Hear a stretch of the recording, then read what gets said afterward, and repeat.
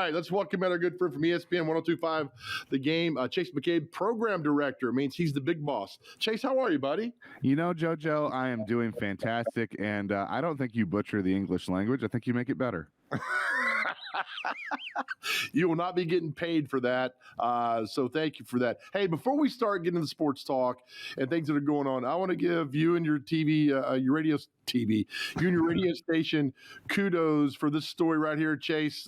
Souls to Souls provides 400 pairs of shoes to homeless children. Cromwell Media Group, which you guys were part of, ESPN. I know you guys promoted this on the air. Well done, my friend. Well done. Yeah, it was obviously a team effort with everybody at our group at Cromwell Media, starting at the top with Bud Walters, our owner, and Dennis Guazdon, our VP and market manager, Sean Fort, director of sales, and then everybody, in between. And so it was something that we had started, kind of during the transition when Ryan Porth was leaving and I was taking over, and it was cool. We did our show, Darren Donick and Chase, out at Newton Nissan in Gallatin, and people would come by and take a test drive and then donate to Souls for Music City. And so it was cool and rewarding to be able to do something like that around the holidays. And we've always done a good job with that and different charities, and so very rewarding and glad we could pull it off. Well, oftentimes you do things like this and, you raise money and you don't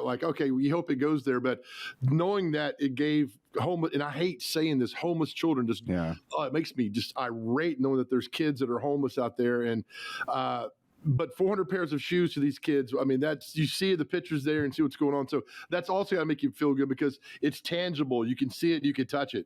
Yeah. And that's, I think, what we need in today's times, with everything that has gone on the last couple of years, to be able to, see it actually come to fruition, I think is even more rewarding. So kudos to everybody on our team that put a lot of work into this, and thanks for bringing it up. Well, I mean, it's good. Good work should always be rewarded. So that's so glad you guys did that. All right, let's talk things yesterday. The big news, your radio station, your afternoon host, Jared Stillman, had this report about Aaron Rodgers. Not people like he's going to play for the Titans. He did not report that. Nope. He just reported that Aaron Rodgers is buying some property in Williamson County, might be open to playing for the Titans. And Chase, I did a little search last night on Aaron Rodgers and Jared Stillman. My goodness, I mean, it was all over the place. So as a radio station, good for you guys. Yeah. This was something that I know he had been chasing and had kind of heard some things about, and he went with it, and we'll see. I mean, I think Jared. Jared was an intern back when you were at the station. Jared is going to do his due diligence on things, and he did. And I don't know if this means anything, if anything comes of it. I just think it's an interesting story that, there's been all these rumors that Aaron Rodgers could leave the Green Bay Packers, the only team that he's ever known in his career. And now all of a sudden he is buying a piece of property in Nashville, Tennessee that just happens to have an NFL team. And then the caveat of, well, I'd be open to playing for them if they're open to me. Obviously, a lot of things would have to happen for that to be able to work. You'd have to figure out what to do with Ryan Tannehill, the current quarterback. You don't have a ton of cap space. Obviously, Aaron Rodgers would require that. And, here's the factor in this. I mean, Aaron Rodgers is one of those people that he likes his people. Right. What's going to happen with Devontae Adams? Is Devontae Adams going to be a free agent? If that's the case, is Aaron Rodgers going to be looking for a team that can also afford to bring in Devontae Adams to keep his top receiver with him? So there are a lot of different layers to this, but it's certainly something worth talking about that Jared has brought to the table now that it would appear that Aaron Rodgers is buying some property here in Nashville. Not only that, but isn't Aaron Rodgers still on a contract to the Packers? So it'd be like a trade? Yeah, essentially that's what it would have to be because they reworked the deal that basically had one more year on it. So as you know, though, when they want to do something bad enough, they figure out how to do it. I learned working with the late, great Floyd Reese that those contracts are easily reworkable if you really want them to be. So that's a great, absolutely it is. It's kind of like a credit card. which I have way too many of those. I had to discover they took it away from me. You know why? Why? Because they discovered I couldn't pay for it. You can use that joke today on the radio. If Thank you. Thank you. Hey, let's talk Nashville Predators now. They've only got 8 games during the month of February. That's weird. Yeah, and a lot of that was because they were going to have 3 because they were supposed to have the Olympic break, and obviously that's not going to happen now. And so they rescheduled some games that had gotten postponed earlier in the year for the month of February. The thing with the Predators is they only had, I believe, 5 games total get postponed, and so they're going to make up 4 of those in the month of February, and then one more in April, just moving some things around. So they're going to get a little bit of a break. There are other teams that are basically going to play the whole month just because of all the postponements that they had. So it's interesting.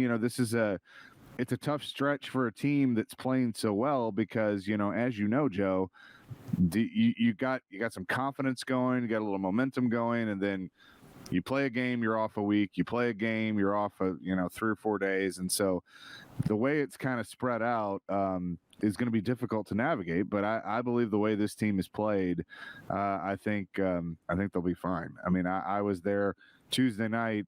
Philip Forsberg. I mean, he's looking like he's going to be the first Predator forward to crack 40 goals the way he's playing right now. Also, I'm holding this up here. All right, Roman Josi got added to the All-Star team. He should have been on there before. But here's what I like about the Nashville Predators, all right? Saros is going. I know Josi, and there's some other players that should be on the All-Star team. But you don't hear the Preds players complaining about it. No.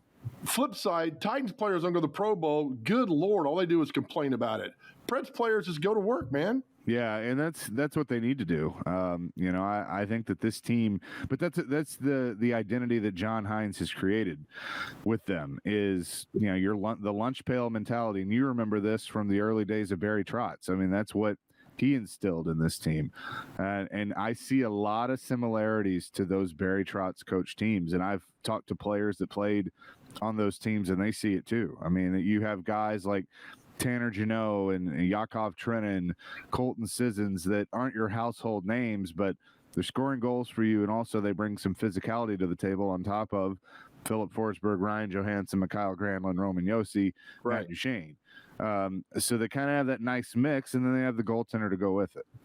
But they don't. They just go out and grind and work. Yeah. And you're not going to hear them complain. We can complain all day long. We complain for them. That's the because what you said about Josi is absolutely true. It was a complete travesty that he wasn't on the All-Star game or the All-Star team to begin with, and he had to do the last man in, and then now he's a replacement and things like that. And you have people that will go, well, it's because of the format. It's the 3-on-3. You don't need as many defensemen.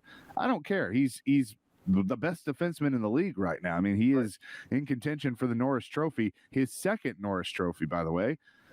So I don't understand that logic, and that's where you kind of lose me on All-Star games, and just kind of how phony they can be. The All-Star at the end of the year, like an All-Pro in football, that you get that, then okay, yeah, like that's when I really pay attention. But he deserved to be in the game, and so does Josi, and quite frankly, so does Forsberg. Yeah, absolutely. All right, Chase, let's take a break. We'll come back to celebrity birthdays. You still hold the title with 6.